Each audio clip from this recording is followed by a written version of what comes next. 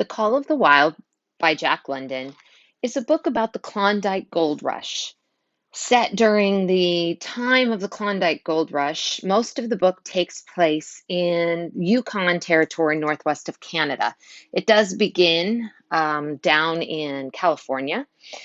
This is all taking place right around 1896, 1897. And the main character's name is Buck. So Buck is the dog. So as you start hearing this book, what you want to remember is that Buck, the main character, is a dog. Chapter 1, Into the Primitive. Old longings nomadic leap, chafing at custom's chain. Again from its brumal sleep wakens the furine strain. That's just a way for him to start with a poem that explains the longings that are inside all of us. Buck did not read the newspapers, or he would have known that trouble was brewing, not alone for himself, but for every Tidewater dog, strong of muscle and with warm, long hair from Puget Sound to San Diego. Because men, groping in the Arctic darkness, had found a yellow metal, and because steamship and transportation companies were booming the find, thousands of men were rushing into the Northland. These men wanted dogs, and the dogs they wanted were heavy dogs with strong muscles by which to toil and furry coats to protect them from the frost. Buck lived at a big house in the sun-kissed Santa Clara Valley. Judge Miller's place, it was called. It stood back from the road, half hidden among the trees, through which glimpses could be caught of the wide, cool veranda that ran around its four sides. The house was approached by graveled driveways, which wound about through the wide-spreading lawns and under the interlacing boughs of tall poplars. At the rear, things were on even a more spacious scale than the front. There were great stables where a dozen grooms and boys held forth, rows of vine-clad servants' cottages, an endless and orderly array of outhouses, long grape arbors, green pastures, orchards, and berry patches. Then there was the pumping plant for the artesian well, and the big cement tank where Judge Miller's boys took their morning plunge and kept cool in the hot afternoon. And over this great demesne Buck ruled. Here he was born, and here he had lived the 4 years of his life. It was true there were other dogs. There could not be but other dogs on so vast a place, but they did not count. They came and went, resided in the populous kennels, or lived obscurely in the recesses of the house after the fashion of Toots, the Japanese pug, or Isabel, the Mexican hairless, strange creatures that rarely put nose out of doors or set foot to ground. On the other hand, there were the fox terriers, a score of them at least, who yelped fearful promises at Toots and Isabel, looking out of the windows at them and protected by a legion of housemaids armed with brooms and mops. But Buck was neither house dog nor kennel dog. The whole realm was his. He plunged into the swimming tank or went hunting with the judge's sons. He escorted Molly and Alice, the judge's daughters, on long twilight or early morning rambles. On wintry nights, he lay at the judge's feet before the roaring library fire. He carried the judge's grandsons on his back or rolled them in the grass and guarded their footsteps through wild adventures down to the fountain in the stable yard and even beyond, where the paddocks were and the berry patches. Among the terriers, he stalked imperiously, and Toots and Isabel he utterly ignored, for he was king. King over all creeping, crawling, flying things of Judge Miller's place, humans included. His father, Elmo, a huge St. Bernard, had been the judge's inseparable companion, and Buck bid fair to follow in the ways of his father. He was not so large, he weighed only 140 pounds, for his mother, Shep, had been a Scotch shepherd dog.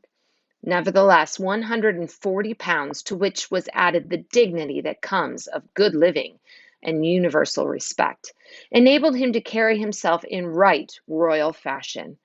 During the 4 years since his puppyhood, he had lived the life of a sated aristocrat. He had a fine pride in himself, was even a trifle egotistical, as country gentlemen sometimes become because of their insular situation. But he had saved himself by not becoming a mere pampered house dog. Hunting and kindred outdoor delights had kept down the fat and hardened his muscles, and to him, as to the cold tubbing races, the love of water had been a tonic and a health preserver. And this was the manner of dog Buck was in the fall of 1897, when the Klondike strike dragged men from all the world into the frozen North.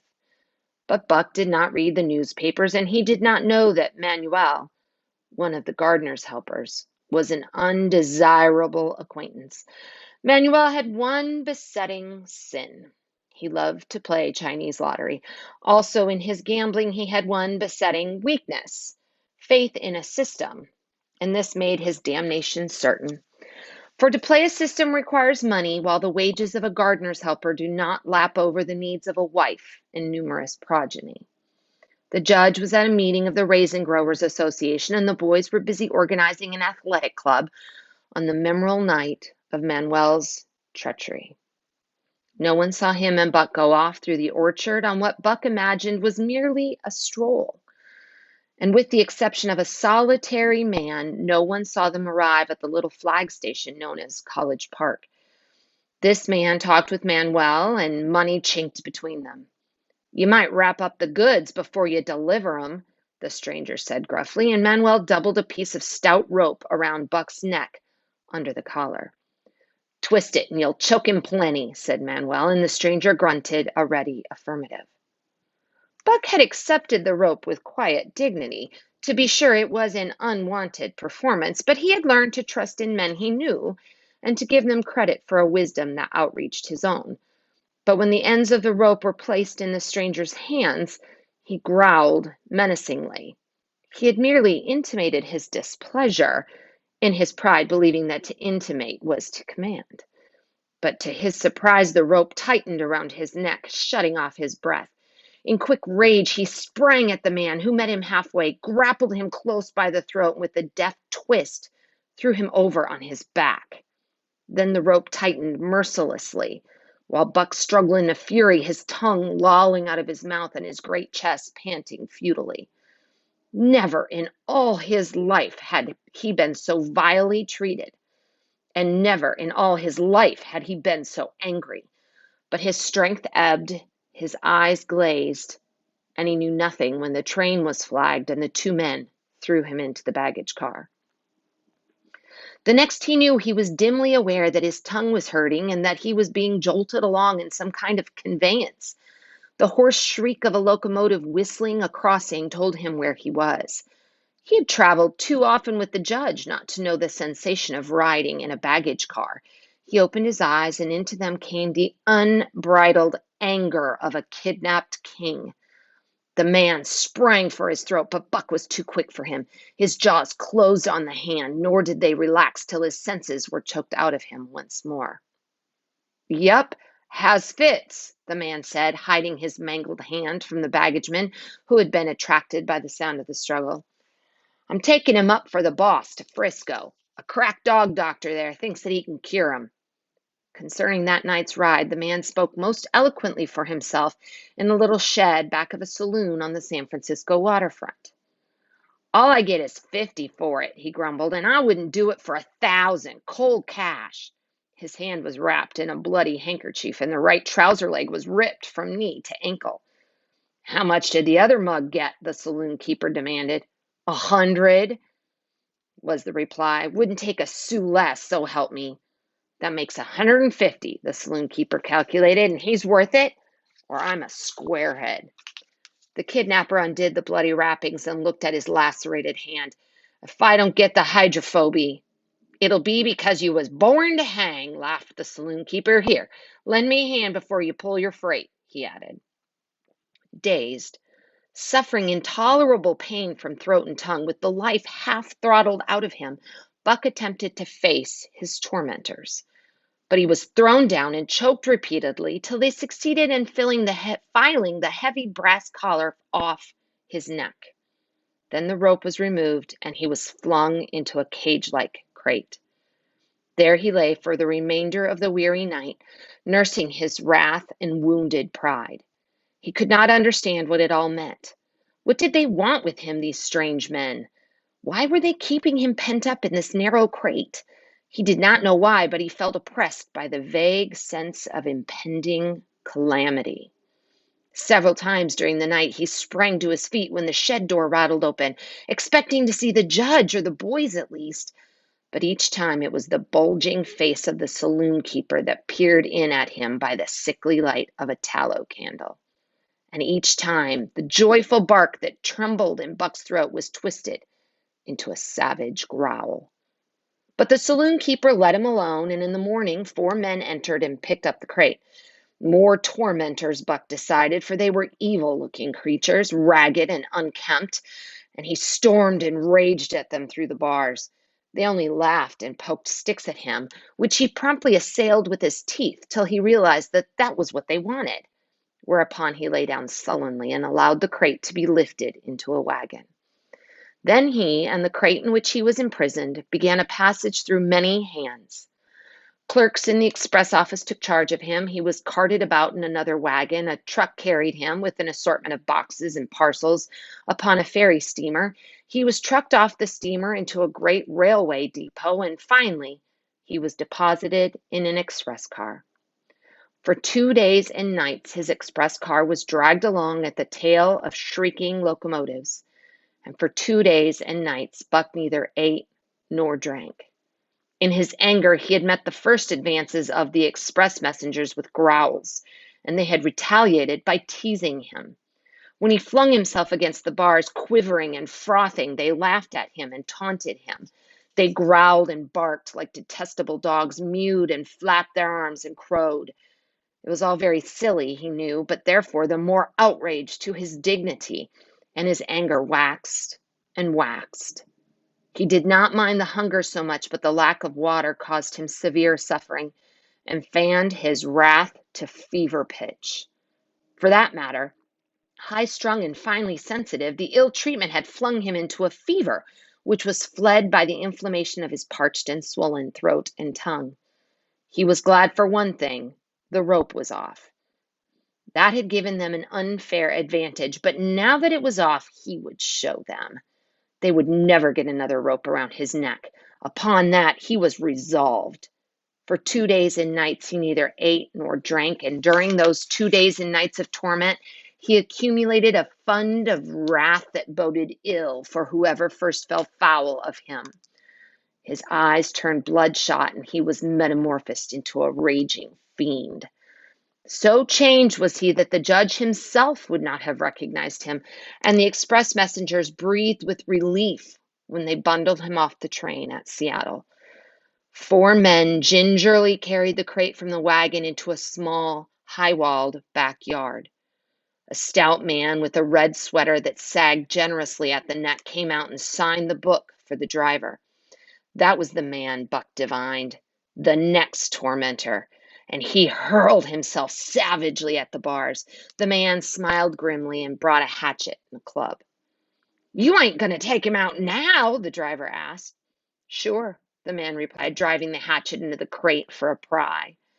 There was an instantaneous scattering of the 4 men who had carried it in, and from safe perches on top of the wall they prepared to watch the performance. Buck rushed at the splintering wood, sinking his teeth into it, surging and rustling with it. Whenever the hatchet fell on the outside, he was there on the inside, snarling and growling and furiously anxious to get out, as the man in the red sweater was calmly intent on getting him out. "Now, you red-eyed devil," he said, when he had made an opening sufficient for the passage of Buck's body. At the same time he dropped the hatchet and shifted the club to his right hand. And Buck was truly a red-eyed devil. As he drew himself together for the spring, hair bristling, mouth foaming, and mad glitter in his bloodshot eyes, straight at the man he launched his 140 pounds of fury, surcharged with the pent passion of 2 days and nights. In midair, just as his jaws were about to close on the man, he received a shock that checked his body and brought his teeth together with an agonizing clip. He whirled over, fetching the ground on his back, and sighed. He had never been struck by a club in his life. Did not understand. With a snarl that was part bark and more scream, he was again on his feet and launched into the air. And again the shock came, and he was brought crushingly to the ground. This time he was aware that it was the club, but his madness knew no caution. A dozen times he charged, and as often the club broke the charge and smashed him down. After a particularly fierce blow, he crawled to his feet, too dazed to rush. He staggered limply about, the blood flowing from nose and mouth and ears, his beautiful coat sprayed and flecked with bloody slaver. Then the man advanced and deliberately dealt him a frightful blow on the nose. All the pain he had endured was nothing compared with the exquisite agony of this. With a roar that was almost lion-like in its ferocity, he again hurled himself at the man, but the man, shifting the club from right to left, coolly caught him by the underjaw.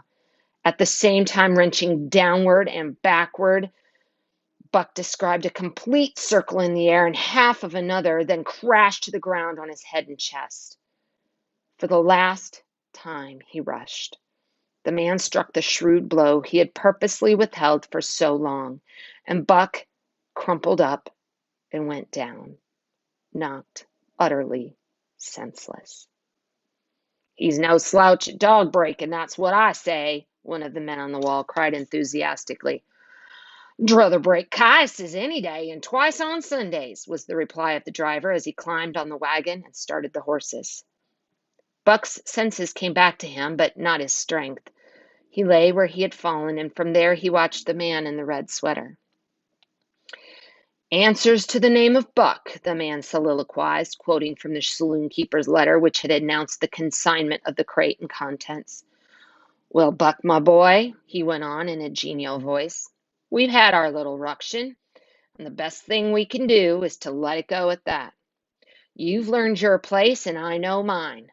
Be a good dog, and all'll go well, and the goose hang high. Be a bad dog, and I'll whale the stuffing out of you. Understand?"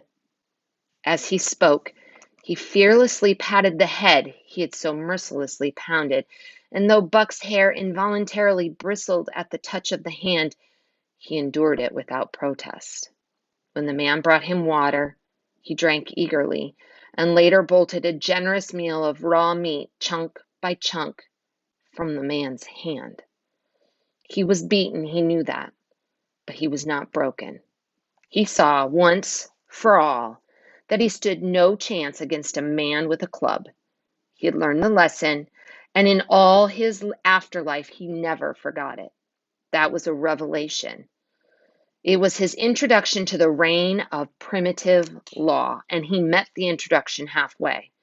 The facts of life took on a fiercer aspect, and while he faced that aspect and cowed, he faced it with all the latent cunning of his nature aroused.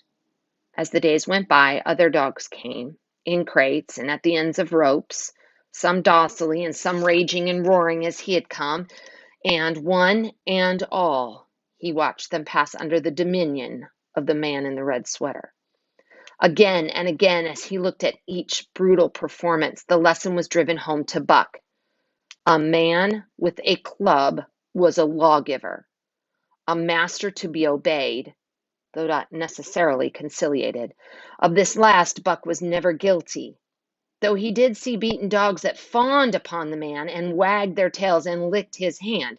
Also, he saw one dog that would neither conciliate nor obey, finally killed in the struggle for mastery. Now and again, men came, strangers who talked excitedly, wheedlingly, and in all kinds of fashions to the man in the red sweater, and at such times that money passed between them, the strangers took one or more of the dogs away with them. Buck wondered where they went, for they never came back. But the fear of the future was strong upon him, and he was glad each time when he was not selected. Yet his time came, in the end, in the form of a little, weazened man who spat broken English and many strange and uncouth exclamations which Buck could not understand. "Scaredam!" he cried when his eyes lit upon Buck. "Dat one damn bully dog, eh? How much?" 300, and a present at that, was the prompt reply of the man in the red sweater.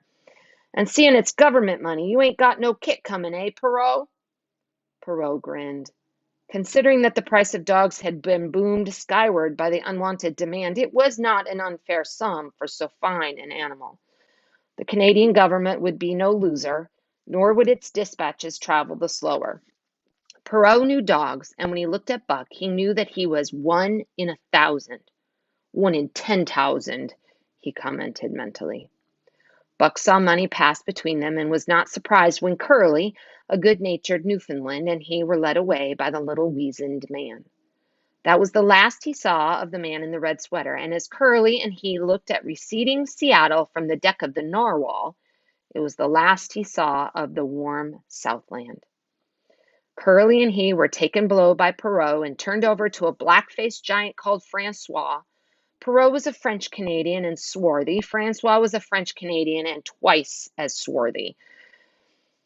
They were a new kind of men to Buck, of which he was destined to see many more. And while he developed no affection for them, he nonetheless grew honestly to respect them.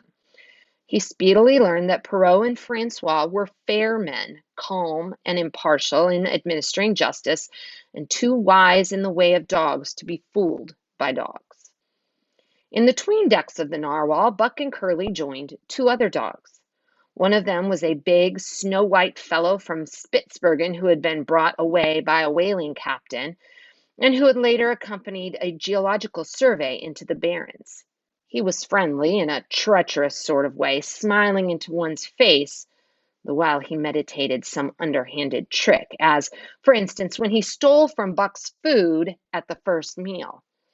As Buck sprang to punish him, the lash of Francois's whip sang through the air, reaching the culprit first, and nothing remained to Buck but to recover the bone. That was fair, Francois, he decided, and the man began to rise in Buck's estimation. The other dog made no advances, nor received any.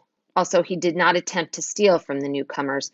He was a gloomy, morose fellow, and he showed Curly plainly that all he desired was to be left alone, and further, that there would be trouble if he were not left alone. Dave, he was called, and he ate and slept or yawned between times and took interest in nothing, not even when the Narwhal crossed Queen Charlotte Sound, and rolled and pitched and bucked like a thing possessed. When Buck and Curly grew excited, half wild with fear, he raised his head as though annoyed, favored them with an incurious glance, yawned, and went back to sleep again. Day and night, the ship throbbed to the tireless pulse of the propeller, and though one day was very like another, it was apparent to Buck that the weather was steadily growing colder. At last, one morning, the propeller went quiet, and the Narwhal was pervaded with an atmosphere of excitement. He felt it, as did the other dogs, and knew that a change was at hand. Francois leashed them and brought them on deck, and the first step upon the cold surface, Buck's feet sank into a white, mushy something very like mud. He sprang back with a snort. More of this white stuff was falling through the air. He shook himself, but more of it fell upon him. He sniffed it curiously, then licked some up on his tongue. It bit like fire, and the next instant was gone. This puzzled him. He tried it again with the same result. The onlookers laughed uproariously, and he felt ashamed. He knew not why, for it was his first snow.